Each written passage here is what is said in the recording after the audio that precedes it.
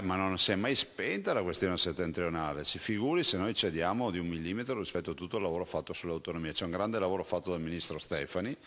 Sfortunatamente il governo in 14 mesi non ha prodotto nulla, perché se lei in questo momento un cittadino chiedesse qual è il progetto e qual è la proposta del governo non esiste, però è pur vero che sappiamo che avremo a che fare con il PD al governo, non so se addirittura avranno anche il ministro di riferimento per l'autonomia, che è lo stesso PD che ci ha fatto un ricorso avanti alla Corte Costituzionale per vietare ai veneti di andare a fare il referendum.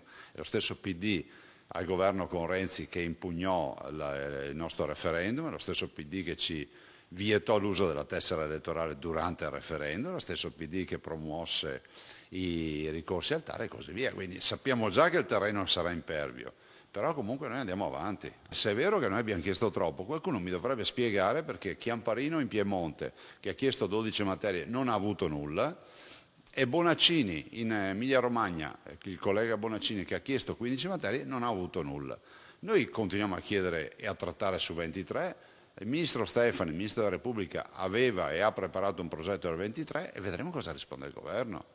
Certo è che io firme, guardi questo l'ho detto anche con i nostri del governo, firme di finte autonomie non ne faccio. Saremo dappertutto, nel senso che saremo presenti a Pontida il 15 per la manifestazione, ci sarà il 14 un'assemblea degli amministratori della Lega e poi il 19 ottobre a Roma, in piazza Roma, per una grande manifestazione. E lei ci sarà. Sempre, ci sono sempre andato, non capisco perché non devo andarci.